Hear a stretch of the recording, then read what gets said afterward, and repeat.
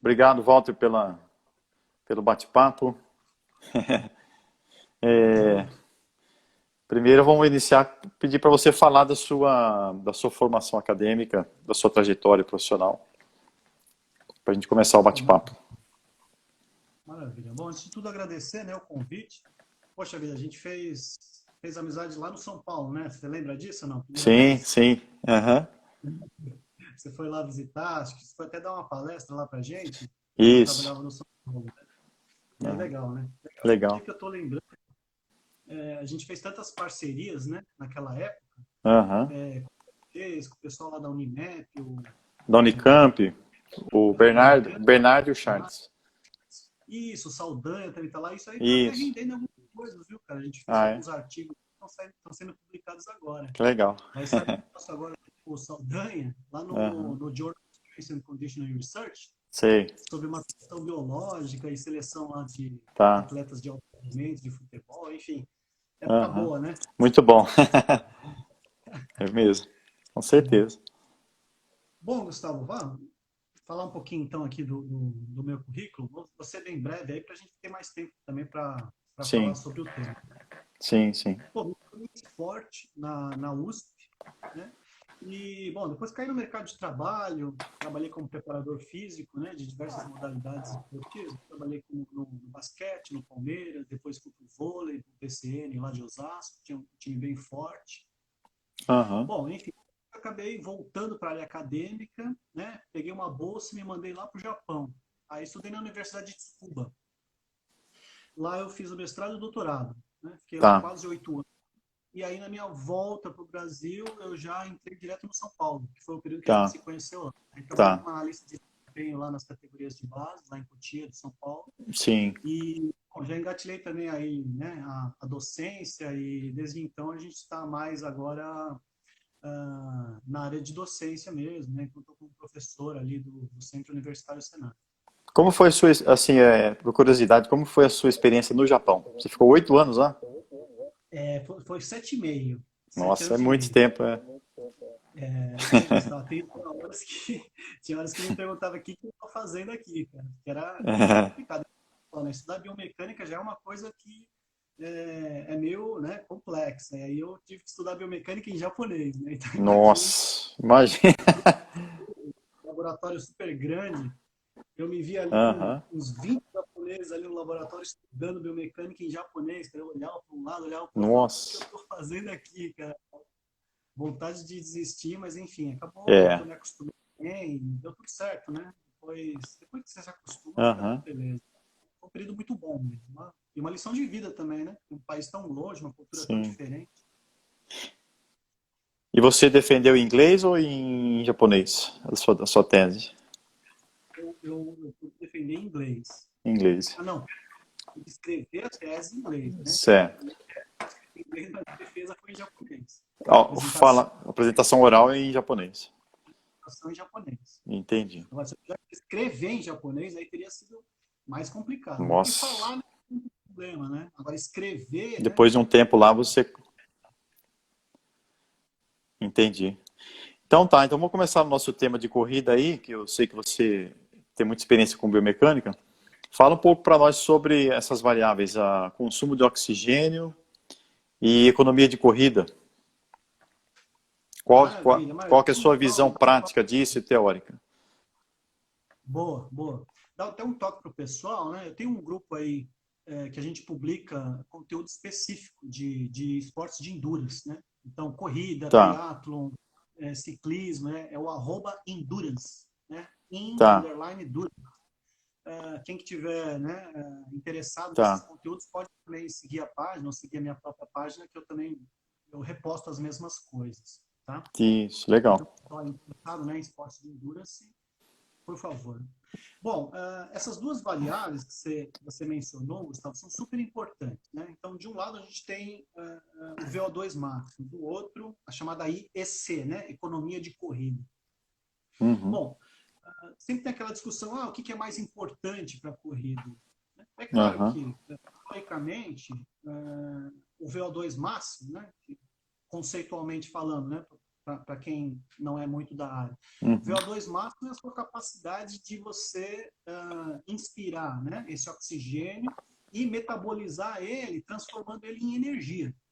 Uhum. Então, essa energia você utiliza na contração muscular para fazer qualquer atividade motora, né? Então, por exemplo, uma maratona, para você correr, obviamente, você precisa de muita energia e você né, sintetiza, né, o ATP, que é aquela molécula que dá essa energia, através do metabolismo aeróbio, onde tem esse consumo de oxigênio. Então, quem consegue consumir muito oxigênio, né, e fazer esses processos químicos dentro do corpo, tem uma alta taxa, né, de consumo de oxigênio e, consequentemente, um VO2 máximo muito alto.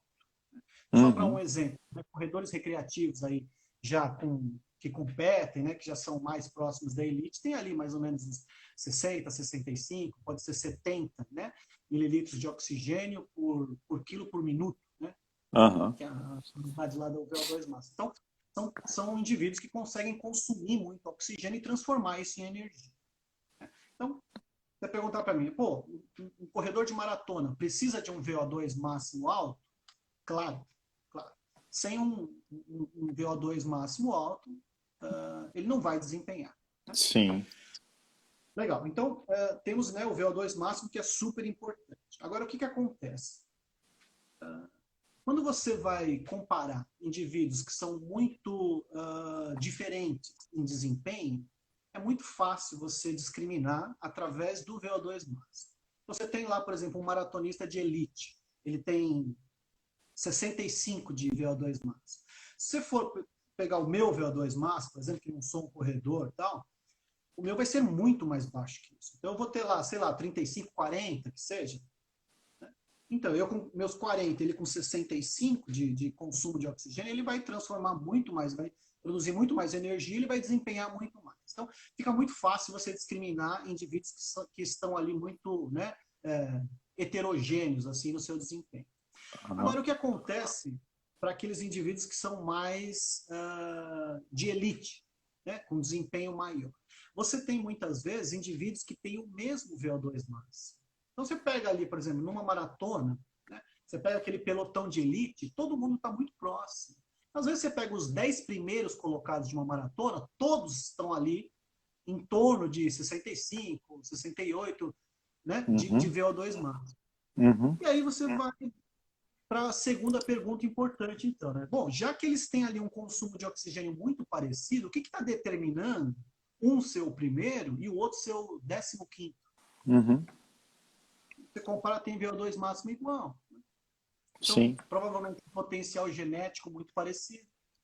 Provavelmente treinamento muito, nível também muito próximo. E aí você tem uma distância muito grande no desempenho de um e de outro. Onde Uhum. que está essa diferença? Aí que está na economia de corrida, né? Sim. Chamada EC. Então você tem lá os dois correndo numa determinada velocidade submáxima durante a prova inteira, né? Uhum. Os dois têm um consumo muito parecido de oxigênio, porém, esse que tem uma economia de corrida melhor, ele consegue, né, durante toda a prova, gastar menos energia do Uhum. que o outro. Por quê? Sim. Porque a economia, a técnica de corrida dele é melhor. A técnica de corrida dele é mais econômica. Sim. E isso se reflete a cada passada que você dá. Uhum. Dependendo da técnica da sua corrida, em cada passada você vai economizar um pouquinho de energia. Tá. E aí a gente pode imaginar aí numa maratona quantas passadas que a gente vai dar, né? É. Quantos passos nós Algumas. vamos dar? Alguns milhares, né? É. Então, uma economiazinha a cada passada, a gente vê o efeito cumulativo disso. Lá na metade Sim. da prova, lá nos 20K, você tem um indivíduo que está bem mais fadigado e outro Aham. indivíduo que está com bastante energia ainda, porque ele economizou.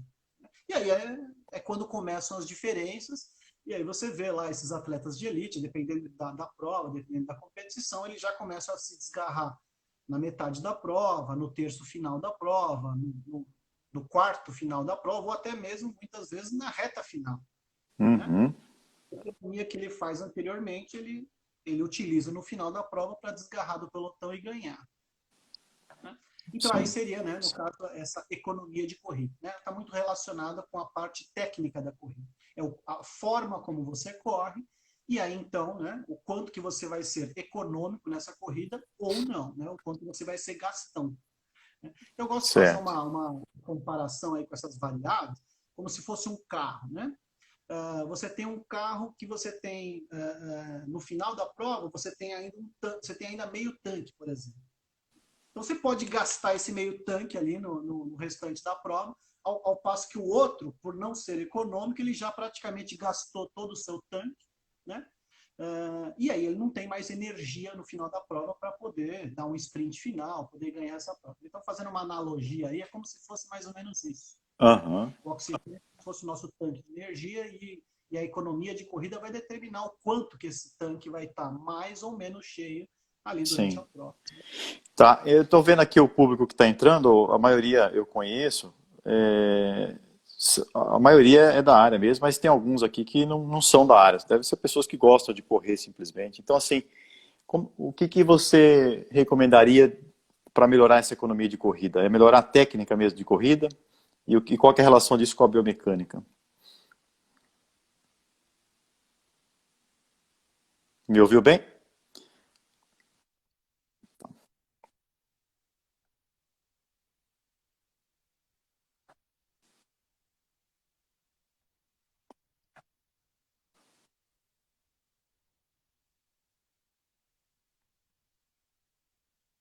Se você está correndo num terreno muito acidentado, obviamente a sua economia de corrida cai.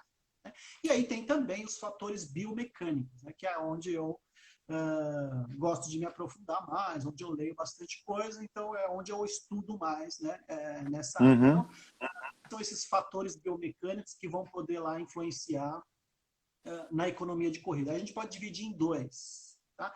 Tem aqueles intrínsecos, e os extrínsecos. Então vamos começar a falar aqui, vai, da parte extrínseca, que é mais fácil de explicar. Então, extrínseco, né, a própria palavra já diz, é uma coisa que está fora do seu corpo. Né? tá. Então, por exemplo, o calçado que você vai usar. Né? Se for um calçado muito pesado, tem calçados ali que vão variar de 150 gramas, outros vão até quase 400 gramas, 350 gramas. Né? Então, um calçado muito pesado, por exemplo, obviamente, a cada passada, aí, levando em consideração aquele efeito cumulativo, as milhares de passadas que você vai dar numa maratona, esse calçado mais pesado vai fazer você gastar um pouco mais de energia do que o outro, que tem um calçado muito leve. Né? Isso quando você tem grandes diferenças. 200 gramas é bastante diferença entre um calçado e outro. Né? Então, o calçado, por exemplo, é um fator extrínseco. Né? Aham, A ortopedia, né? Então, sei lá, palmilhas que você está usando, algum tipo de equipamento, né? Que você usa durante a corrida, ou até mesmo um tipo de piso. Né? Se você estiver correndo, por exemplo, no asfalto, a economia de corrida vai ser uma. Se você estiver correndo numa terra batida, num gramado, já segura um pouco mais, tem um pouco mais gasto de energia. Se você estivesse correndo, por exemplo, numa areia batida, mais gasto de energia ainda. Então, são fatores extrínsecos que vão também estar influenciando na economia de corrida. Tá? Mas aqui não vamos certo. abordar esses hoje, né? Vamos abordar aqueles fatores que a gente tem um pouco mais de controle, os fatores intrínsecos. Né? Isso, Os isso. intrínsecos. Né? Tem aqueles relacionados com o espaço e o tempo. Né? Então, os fatores espaço-temporais. Dentre eles, a gente pode citar, né, a amplitude da passada. Aí são coisas já, a gente começa a entrar na corrida de uma forma mais específica. Aí são termos aí que o pessoal já vai estar bem mais familiarizado, né? Amplitude da passada, frequência da passada, ou cadência, né? Posicionamento do corpo. Né? Então, isso, você tem ali uma técnica, uma forma com que você faz essa corrida, né? E você realiza esse movimento durante um determinado tempo, lá, o tempo da passada. Então, são fatores ali relacionados com o espaço e o tempo. Tá? Fatores cinemáticos, Aham, né? Posicionamento de tronco, quanto você balança o tronco, né? Oscilação vertical. Né? Então, aí são fatores relacionados também com a técnica da corrida. Aí tem também fatores cinéticos, aqueles relacionados com as forças que estão envolvidas na corrida. Né? Obviamente, quando a gente corre, a cada passagem, né, que é a entrada do pé no solo. Ali tem forças, né, musculares que são exercidas para você absorver esse impacto e depois você fazer a propulsão para cada passo. Né? Então, essas forças envolvidas, o modo como você vai aplicar essas forças, né, durante a corrida, são fatores que também vão estar relacionados com a sua técnica e vão influenciar na economia de corrida. Né? Certo. Muito bom. Em relação a treinamento, ainda insistindo nessa economia de corrida, uma melhora na capacidade de força máxima. Eu me lembro que muito tempo atrás eu li um trabalho, mas faz tempo já, falando que uma melhora na força máxima mesmo, do agachamento, ajudaria na economia da corrida, economia do movimento. Isso ainda persiste? Qual que é a sua opinião sobre isso? Sim, total, total. Às vezes, as pessoas acham que a corrida, por ser uma atividade predominantemente aeróbica, é uma atividade de resistência. Obviamente que a maior parte do treinamento deve ser focado em volume de corrida, em trabalhar todo o sistema respiratório, sistema circulatório, sistema cardiovascular, né? Então, tudo bem, você vai trabalhar a resistência de uma forma predominante. Né? Isso não tem discussão. Agora, muita gente acaba deixando de lado essa parte que você falou, Gustavo, que é o treinamento de força. Então, o que os estudos têm demonstrado?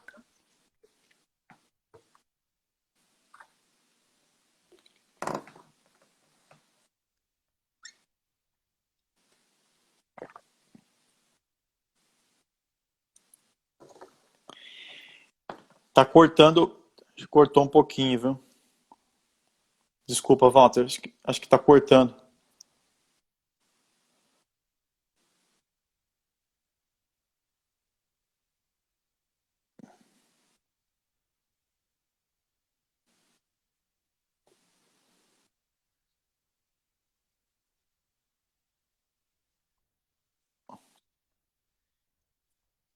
O pessoal tá falando que o seu tá falhando muito, o seu lado aí, Walter. Mas não tem o que fazer, né?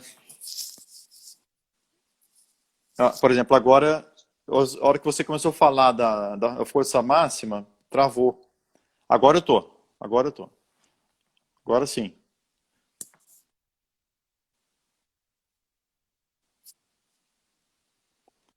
Não. Tá. Parou? Como é?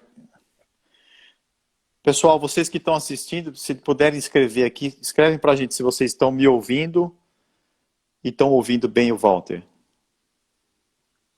Se puder dar um feedback, porque Agora para veio, mim... ó, Walter. Agora eu te Voltou? escutei. Você falou do feedback. Agora sim. Ah, é? A imagem sua tá Voltou? tremendo, mas a voz tá boa. Tá. Bom, então Voltou. vamos lá.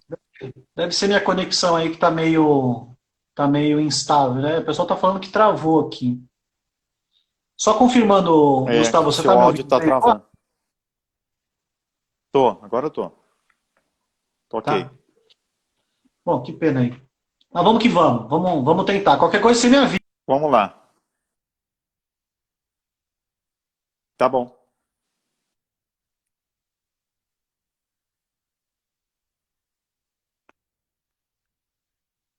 Tá. O Diego aí falou que você ficou mais feio ainda, o seu amigo aí. Porque tá tremendo, a sua cara tá tremendo. Mas o áudio tá bom, a Isabela falou que tá bom os dois. Tá? Pode continuar, por favor. Você começou a falar da economia de corrida, treinamento de força.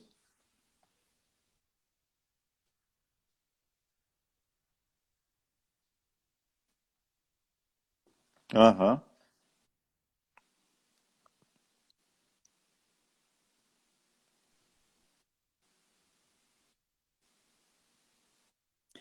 É, tá travado.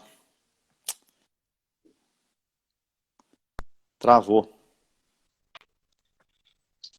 Deixa eu ver se eu consigo mudar aqui. Tá, Você quer tentar... Eu tiro Deixei você, no aí Wi-Fi, você né? desliga e Agora volta. eu tô com o Wi-Fi Que, bem forte aqui. Mas vamos ver. que estranho, hein? Você quer sair e É, voltar para ver se dá certo? Então, peraí, eu vou tirar, tá bom? Eu vou tirar você, aí depois você volta e aí eu te adiciono de tá. novo, tá bom? Eu vou sair então, vou tirar você aqui, peraí. Boa, pode ser. Valeu. Bom, pessoal, vocês me escutam bem? Vamos dar um tempo, de repente ele reinicia lá e melhora. O meu lado aqui tá bom, pessoal? Isabela, tá me ouvindo bem? Dá um feedback aí, por favor. Tá, obrigado, Marina. Vai, ele tá pedindo para voltar, vamos ver se agora melhora.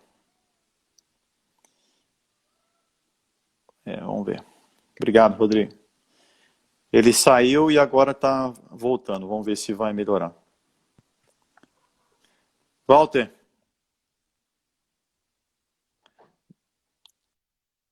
voltou, vamos ver se melhora agora.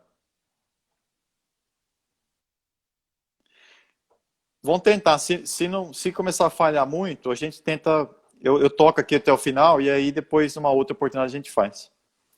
Tá? Tá bom, tá bom. Qualquer coisa você avisa então, tá? Bom, estava tentando falar aqui sobre o treinamento de força, né? O quanto importante que é esse treinamento de força para corredor. Muitas vezes os corredores acabam deixando de lado esse tipo de treinamento por entender que maratonas, né, são provas muito longas, a duração do exercício é muito longa, então acabam enfatizando muito em resistência e aí deixa de lado. Tem treinado muito força, né? Não que isso venha a ser a parte principal do treino, mas quem treina força, e aí eu estou falando de força máxima e potência, exercícios pliométricos, a gente vê que o desempenho desses atletas acaba sendo melhor do que quem não treina força. Então aí já é o primeiro toque, né, para os treinadores de corrida. Não deixem de treinar força máxima, não deixem de treinar pliometria, potência, né, principalmente de Uhum. membros inferiores, para os seus corredores. Isso certamente vai melhorar o desempenho deles. E como é que funciona, né? Como que o treinamento de força melhora o desempenho deles na corrida? Bom, treinando, né, a força dos membros inferiores, o que a gente acaba melhorando na corrida? O chamado ciclo alongamento e encurtamento. Né? Para quem não sabe o que é o ciclo alongamento e encurtamento, é quando o músculo tem um pré-alongamento para depois ele contrair.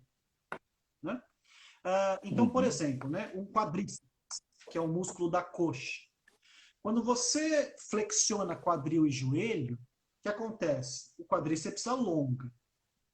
Para depois, na sequência, na Uhum. extensão do joelho e do quadril, ele encurtar. Né? Então, Uhum. nessa fase de pré-alongamento do quadríceps, quando você tem um quadríceps muito forte, muito treinado em potência, nessa fase de pré-alongamento, ele acumula uma energia que é uma energia não decorrente do componente contrátil do músculo, mas sim do componente passivo do músculo, né? Que são aquelas fáscias, né? Epimísio, endomísio, perimísio, e do próprio tendão. Né? Então, esses são os elementos elásticos do músculo que, no momento que ele é alongado, ele acumula essa energia para restituir no momento da contração. Então, quem tem esse tipo de treinamento tem uma energia extra, que é a tal da energia elástica. Né? E ele tendo essa energia elástica a cada passada para a propulsão, né, do corpo na corrida, o que acontece? Ele tendo essa energia extra, ele precisa utilizar menos energia do componente contrátil, né, que é do próprio sarcômero, do músculo em si, das fibras, né, das fibras musculares. Uhum. Então ele acaba economizando energia, né, da contração ativa das fibras, utilizando-se dessa energia passiva, né, que é essa energia elástica. E isso só consegue quem, de fato, treina, né, força máxima e potência, né, obviamente, de uma parte do treinamento. Né, você acaba otimizando esse desempenho. Muito bom, muito legal. Em relação a comprimento de passada e frequência de passada, O que, Boa, boa. quais são as perguntas que você vê na prática? Que você poderia falar sobre isso? Legal. Ó, essas são variáveis que são muito manipuladas. Os treinadores tentam manipular muito essas variáveis nos corredores. Eu não acho isso uma boa ideia, né? E agora eu vou Tá. explicar o porquê. Bom, vamos começar pela amplitude da passada, né? A amplitude da passada é o comprimento dela, né? Então, quanto mais força você faz, você se impulsiona mais, né? E aí você consegue cobrir, né, um espaço maior a cada passada. E aí você aumenta a sua amplitude de passada. Esse é um dos modos com o qual eu consigo aumentar a velocidade da minha corrida. Então, se eu quero correr mais rápido que o outro, eu quero ganhar do outro, eu aumento a minha amplitude de passada, eu corro mais rápido, eu ganho do meu adversário, tá? De corrida. Ok. Uhum. Qual é o problema disso? Primeiro, você gasta mais energia. Você tem que ter um custo energético muito grande, né? Quando você aplica a força no solo para fazer a propulsão do seu corpo, né? Então tem um gasto energético grande. Outra coisa que acontece quando você tenta aumentar muito a amplitude da sua passada. Bom, vou tentar explicar aqui com o meu bonequinho. Você sabe que Tá, todo biomecânico tem esse bonequinho, né, Gustavo? Então aqui, legal. ó, vamos imaginar que o bonequinho está correndo, né? Então eu aumentei a amplitude da passada, eu estou aqui, ó. O que vai acontecer? Eu vou entrar com o meu pé mais assim, né? Eu vou Uhum. viajar mais horizontalmente, e ao invés de eu entrar com o pé assim, eu vou entrar com o pé mais inclinado. Uhum. Né? Eu entrar com o pé mais inclinado dessa forma, olha só, eu vou estar aplicando força no solo dessa forma, né? Ó, aqui está Aham. o vetor de força, vou aplicar assim. Podia aplicar Certo. assim, mas eu vou estar aplicando assim. Sim. Então, eu vou estar aplicando força com uma inclinação maior, concorda comigo? Uhum. Aplicando a força com uma inclinação maior, o solo vai fazer o quê? Bom, lei de força de ação e reação, ele vai aplicar uma força, né, de igual intensidade, que vai em Contrário. sentido contrário, vai aplicar uma força no meu corpo, que é onde? Justamente no meu calcanhar. Né? Eu entro lá, o solo vai aplicar essa força assim. Então, o solo pode aplicar essa força mais inclinado ou menos inclinado, dependendo da minha corrida. Se eu estou mais reto ou se eu estou mais inclinado, o solo vai me aplicar também essa força. Qual que é o problema de aplicar essa força muito inclinada? Olha só, eu posso dividir essa força em duas componentes ortogonais, né?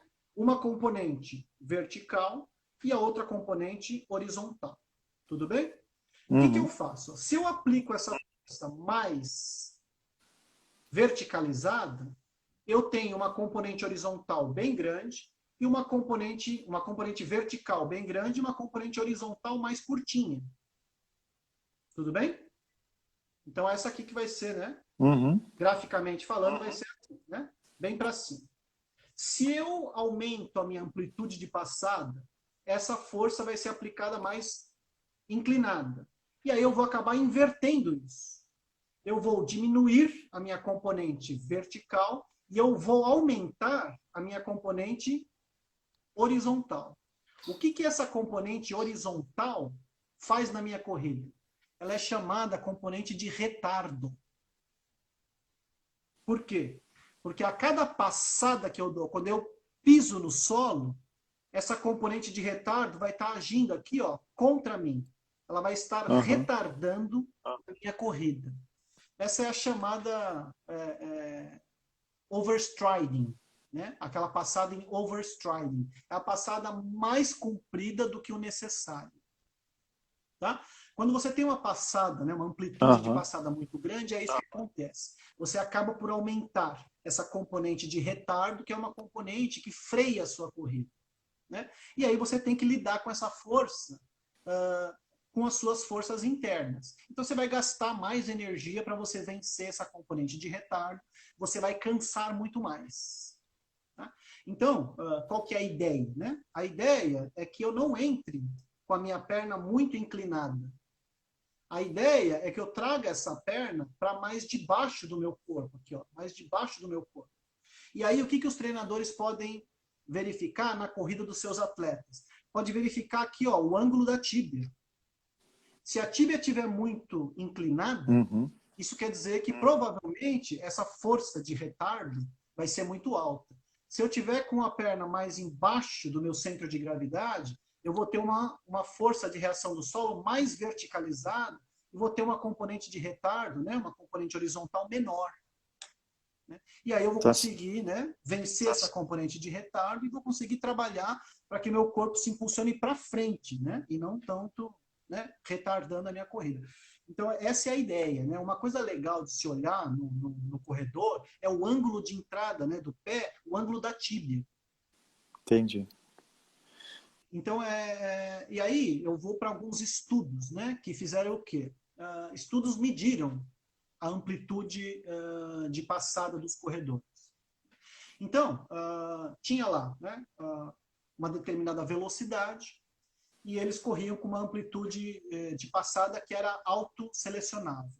Né? E aí, o que eles faziam? Agora aumenta, né, a amplitude de passada. Então, sei lá, 10% a mais de amplitude de passada, 15% a mais, 20% a mais. E da mesma forma, eles diminuíam a amplitude de passada. Então, da sua amplitude de passada autoselecionável, eles diminuíam 10%, 15%, 20%. E aí compararam todas essas corridas, né, com diferentes amplitudes de passada, compararam o quê? O VO2 máximo, a economia de corrida desses corredores. Adivinha o que aconteceu, Gustavo? Ué, eu chutaria que a frequência de passada, a amplitude, né, natural é a melhor, não é? Eu iria por aí. Exatamente. Então, Exatamente. O estudo mostrou o quê? Que quando você deixa o corredor autoselecionar a amplitude de passada, é quando você tem a maior economia de corrida. Então você tem uma corrida mais eficiente. não é à toa que é autoselecionada, né? Não é à toa, né? Isso. Então, assim, os treinadores às vezes ficam muito ansiosos para mudar a técnica de corrida do seu corredor e começam a dar comandos. Esse é o pior caminho. Né? Entendi. Aumenta essa passada, não sei o quê. E aí o corredor, principalmente aquele corredor que é mais que não tem tanta experiência, o que acontece? Ele tem um problema interno ali dele que ele começa a entender como que ele tem que fazer, que músculo que ele tem que contrair, como que ele tem que dar propulsão no solo, como que o corpo dele tem que reagir para que ele aumente essa amplitude de passar. Nesse processo cognitivo dele tentar obedecer a ordem do treinador, ele contrai músculos que não devem ser contraídos, ele perde coordenação motora, Entendi. aumenta o custo energético da corrida dele e aí, consequentemente, a economia de corrida cai. Né? E ele fica com uma corrida inversamente pouco eficiente, pouco econômica. Interessante.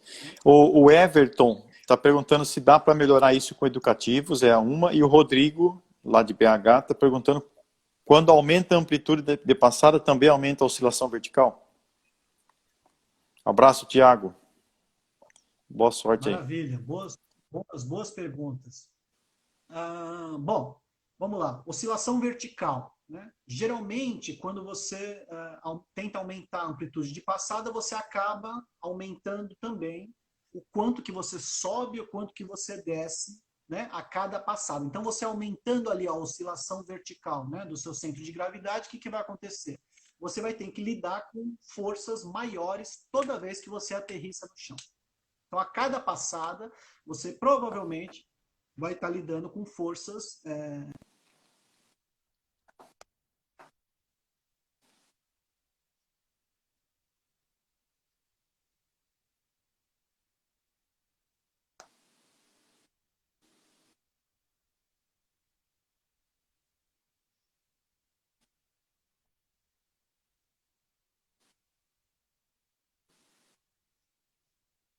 vertical pequena, é normal. Né? Mas você pega, por exemplo, a técnica desses corredores do Quênia, né, da Etiópia, eles têm uma oscilação vertical muito pequena, muito pequena. Porque, obviamente, são corredores muito experientes, né? Lá tem essa tradição, até, né? É cultural ali, da sociedade deles correrem bastante, né? Treino em altitude, montanha, treino em grupos. É um esporte muito popular, né? Então, eles desenvolvem, né, essas técnicas muito melhor do que corredores de outros países. Isso é uma das coisas que explica o motivo deles terem um desempenho tão alto também. Né? Então, essa oscilação vertical deles é muito baixa. Outra coisa que perguntaram foi relativo a se tem exercícios, né, que possam melhorar a técnica de corrida ou ajustar ali, por exemplo, a amplitude da passada. Obviamente que tem, só que isso tem que ser feito com muito cuidado. Né? Porque, como eu disse, né, dependendo de como você faz essa intervenção, você pode ter o resultado oposto, né, no seu atleta. Então, por exemplo, educativos que tragam, né, essa perna que está muito para frente, em overstride, essa perna para baixo do corpo, são educativos que provavelmente vão melhorar um pouco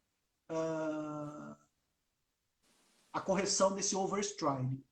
Né? Então, por exemplo, o skipping A, né, aquele educativo em que você puxa a perna rápido para baixo. Né?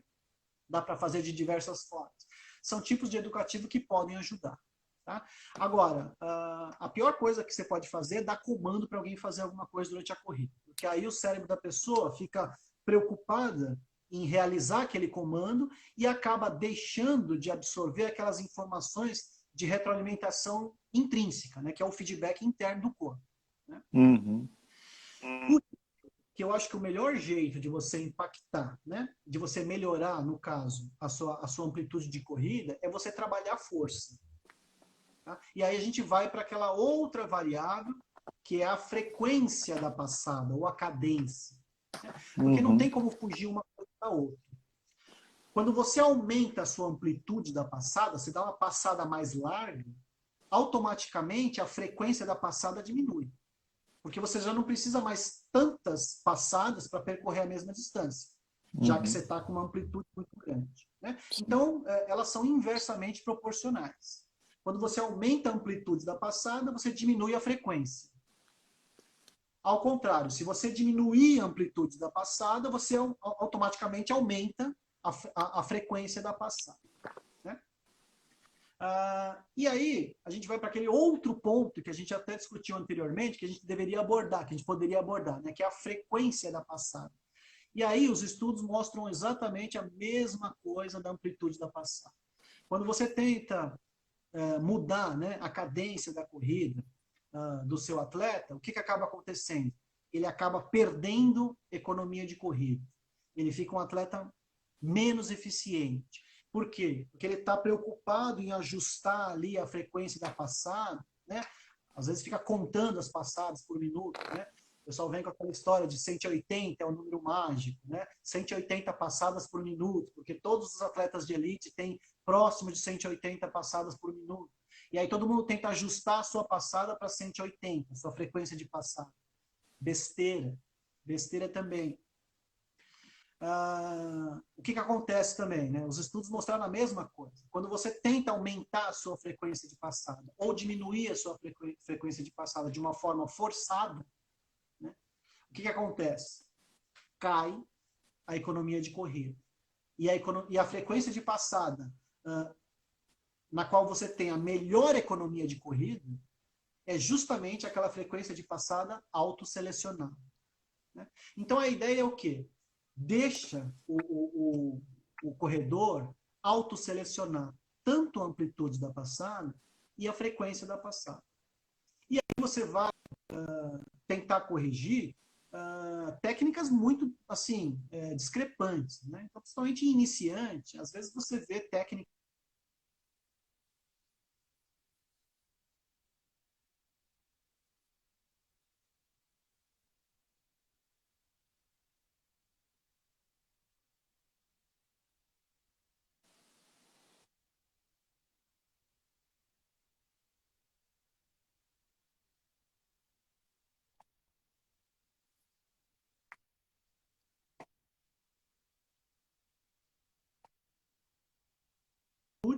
e a frequência da passada.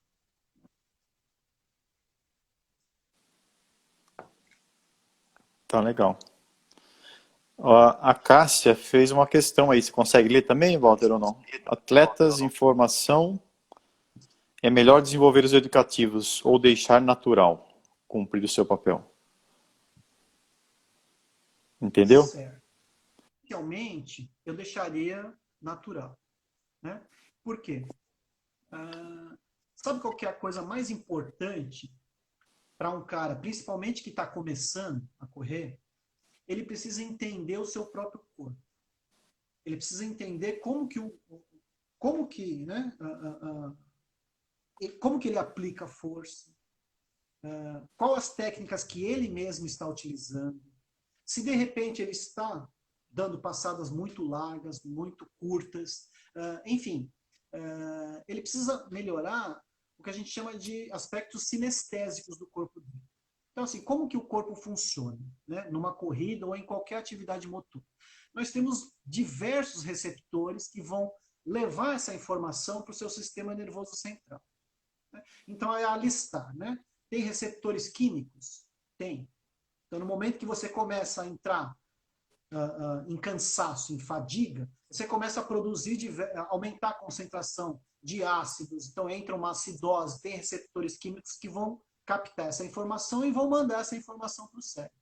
O cérebro vai falar, caramba, estou ficando cansado. E aí você naturalmente vai ajustar alguma coisa. Por exemplo, você vai diminuir a velocidade da sua corrida, ou diminuir a amplitude da sua passada. Estou correndo muito rápido, eu vou cansar. Essa retroalimentação, que é natural, que você sente, é a coisa mais importante que um atleta pode ter. Da mesma forma que tem esses receptores químicos, tem receptores mecânicos também. Então, órgão tendinoso de Golgi, fuso muscular, né? E outros receptores, tipo 2, 3, que estão no músculo, vão levar essas informações da posição dos seus segmentos corporais, do modo como que o músculo está fazendo a contração, né? Da velocidade dessa contração, da intensidade dessa contração. Tudo isso é sentido pelo corpo. E essas informações vão para o cérebro e o cérebro vai planejar uma resposta para isso. Né? Então, quando você corre, por exemplo, e você sente um impacto muito grande com o solo, né, esses receptores mecânicos vão dar essa informação. Naturalmente, você vai ajustar essa corrida. Né? Então, o que eu recomendaria aí para os treinadores? Eu acho que o primeiro de tudo, vocês têm que desenvolver estratégias para que os seus corredores consigam sentir a sua própria corrida de uma forma mais eficiente. E aí ele, através dessa informação, né, que é um feedback intrínseco deles mesmos, eles vão naturalmente ajustar a sua corrida. Quer ver um exemplo super interessante disso, Gustavo? Quando você põe um corredor para correr no concreto, ou você põe ele para correr na grama. Né? E aí eu sempre faço essa pergunta para os meus alunos. Onde vocês acham que a força de reação do solo é maior? No concreto ou na grama? A maioria deles, 100% quase, fala, no concreto, óbvio. O concreto é mais duro. Né? Então, o impacto vai ser maior, a força de reação do solo vai ser maior. E o que os estudos mostram? Que é justamente o contrário. Quando você corre em concreto ou em asfalto, a força de reação do solo é menor. Por quê? Porque justamente, né, essa capacidade sinestésica do corpo de sentir que o impacto é muito grande, de sentir que o stiffness daquele piso é alto, é duro, o piso não é complacente. Você sente isso no seu calcanhar. Você sente isso no seu músculo, quando ele está absorvendo a sua queda, a cada passada. E aí você automaticamente faz o quê? Você regula a sua corrida. Então o cérebro percebe isso e dá um comando. Opa, eu preciso absorver um pouco mais essa minha queda a cada passada. E aí você faz o quê? Flexiona um pouco mais o joelho, flexiona um pouco mais o quadril. E aí você amortece a cada passada, você amortece mais do que você amortece, por exemplo, quando você está na grama. Sim. Legal. E na grama é o contrário, né? Na grama, quando você sente que o piso é mais complacente, né? O piso tem um stiffness e a perna tem um outro stiffness, né? O stiffness do piso é o quanto que ele cede a cada vez que você pisa, aplica a força nele. E o stiffness da perna é o quanto que ela cede. E aí entram as articulações, o controle articular, né? O quanto que ela vai ceder a cada aterrissagem.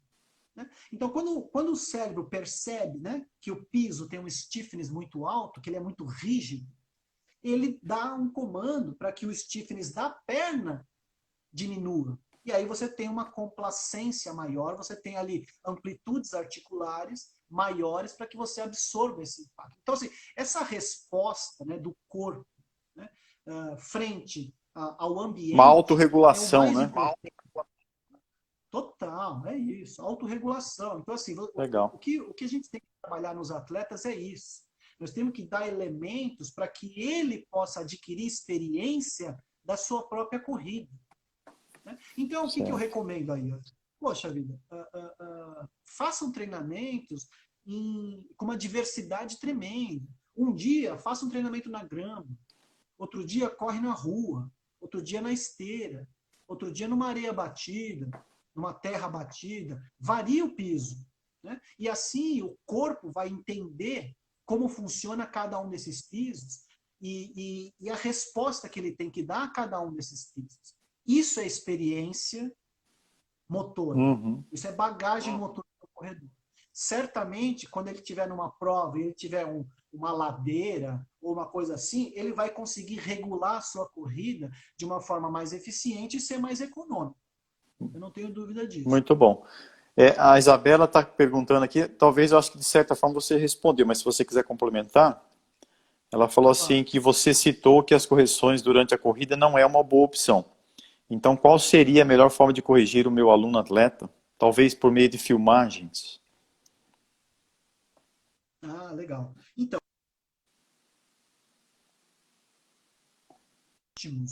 para que esse atleta desenvolva. Por quê? Quando você dá comandos, você atrapalha essa via de informação que eu acabei de falar, que é o quê?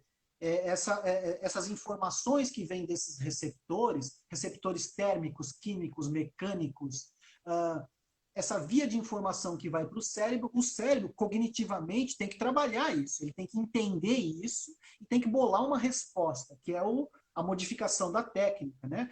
É uma flexão um pouco maior ali dos membros inferiores na corrida, é um balanço de braço um pouco mais curto, né? Um balanço de tronco, um tronco um pouco mais rígido, com menos oscilação lateral, enfim, são diversos ajustes que o cérebro tem que comandar, que quando você dá uma ordem, você atrapalha isso. Uhum. O corredor que tenta obedecer o técnico, porque você concorda comigo que é difícil você focar, né, em duas coisas ao mesmo tempo. Quando você direciona a sua atenção, você não consegue dar atenção para duas, três coisas ao mesmo tempo. Né? Se você pega um livro para ler e você liga o rádio, pronto. O rádio já é uma informação sonora que entra e começa a disputar a sua atenção com o que você está lendo. Se você está escrevendo e tem lá a televisão ligada, pronto. A televisão é uma fonte de informação visual, sonora, que também vai disputar essa sua atenção na hora de você escrever. Escrever é uma atividade motora, é como se você estivesse correndo ou praticando qualquer esporte. Né? Você tem que ter uma coordenação ali, você tem que bolar, né, o seu plano de ação para você escrever o A, o B, o C e tudo mais. Né? Então, assim, essa disputa de atenção, né, de foco ali no sistema nervoso central, né, essa parte cognitiva do cérebro, ela é muito impactada quando você dá uma ordem para o seu corredor. Né? E ele geralmente se atrapalha, e aí essa via de informações, né, que é aquela mais importante para ele ter uma resposta eficiente para a técnica, ela fica totalmente prejudicada. Né? Então, não recomendo que vocês tentem corrigir esse tipo de coisa, né? Amplitude, frequência de passada, com comando verbal. Isso é a pior coisa. Tá? Forneça ambiente diverso. Né? Então, por exemplo, quer ver um exemplo prático, da prática?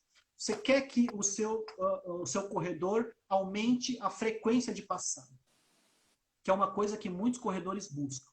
Pelo fato de ter, né, menos forças de impacto envolvidas, uma diminuição na incidência de lesões, né, lesões principalmente ósseas na tíbia, fraturas por estresse, e também, muitas vezes, você tem uma economia de corrida quando você consegue fazer uma frequência de passadas mais alta. Então, muita gente busca essa frequência de passada mais alta, né, e menos amplitude de passada. Como que você pode dar um estímulo muito interessante para o seu corredor aumentar a frequência de passada? Faça treino de tiro em subida. Você não precisa dar comando nenhum para ele. Você faz lá um corredor, um maratonista, por exemplo. Pega uma subidona de 400 metros, faz ele dar tiro de 400. Trabalha com o pace dele nesses tiros de 400. Agora eu quero o tiro de 400 para tantos segundos. Agora baixa para tantos segundos, baixa para tantos segundos. E aí você vai trabalhando esse aspecto cognitivo dele de entendimento do seu próprio corpo. E obviamente que na subida ele não vai ter amplitude de passada grande. Ele vai ter uma amplitude de passada menor, ele vai aumentar o quê? Vai aumentar a frequência de passada.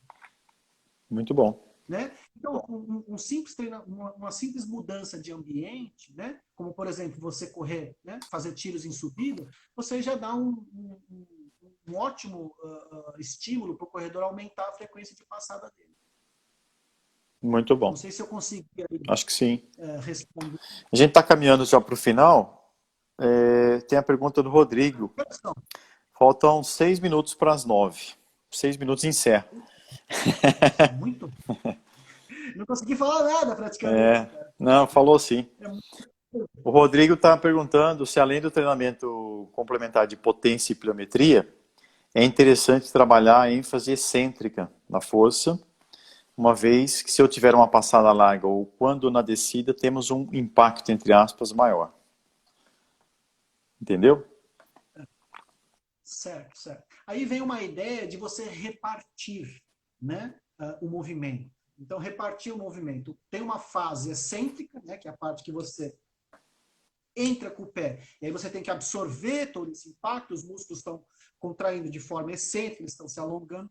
E depois você vai para a parte concêntrica, que é onde você vai propulsionar o seu corpo, né, com a extensão de joelho, quadril, para você impulsionar o seu corpo para frente.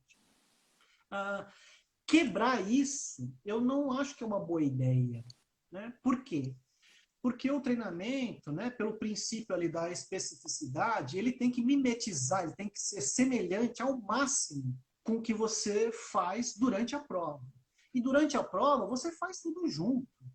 Né? Você não quebra o movimento, você não faz primeiro uma coisa, pensando só nessa coisa, para depois fazer a segunda fase, né, que seria a fase concêntrica. Isso não tem, né, na realidade ali da corrida. Então, eu não acho uma ideia boa você tentar quebrar isso e trabalhar muito de forma específica. Eu acho que é mais interessante você fazer o método global, né, que é aquele em que o atleta vai fazer a passada completa, ou seja, ele vai correr. Né? Ele vai correr. E aí você pode trabalhar, de repente, mudando, colocando alguma sobrecarga. Né? E fazendo alguns estímulos diferentes, como, por exemplo, estímulos pliométricos. Então, você faz uma corrida com colete, por exemplo, né? Com colete de areia ou um colete que traga algum peso maior. Né? E aí você faz uma corrida saltada.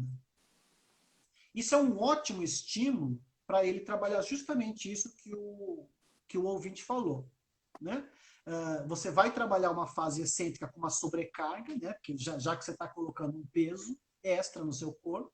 Então, esse estímulo vai ser otimizado, vai ser mais intenso, e você vai ter também a fase propulsiva, né, que é a fase concêntrica, que você vai ter que fazer mais força para impulsionar o seu corpo com essa sobrecarga. Né? Você está correndo, né, ou seja, está super específico, só que você está mudando o estímulo e trabalhando exatamente o que ele quer.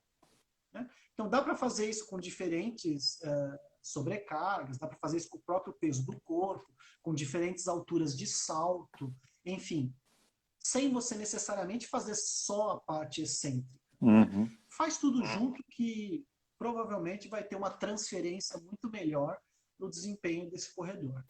Muito bom. Walter, eu vou agradecer aqui, um abraço para o Cláudio, lá, o Claudião lá em Fortaleza, Ceará, meu amigo, o Maurício Jaú, grande Maurício Jaú. Falta um minuto, Walter, a gente vai ter que encerrar. Eu vou fazer o possível para salvar aqui e pôr no meu canal do YouTube, tá bom? E aí depois o pessoal pode, quem chegou atrasado, pode conferir lá. E quem sabe a gente faz uma outra, né, Walter? Porque passou muito rápido. Tô tempo, Pedro. Podia abordar outras coisas. Ó, fazer um brinde para você aqui. Legal. Ó. Um abraço. Um abraço. Obrigado pelo convite, viu? Obrigado você. Valeu, pessoal. Obrigado pela audiência. Um abraço. Valeu. Tchau, tchau.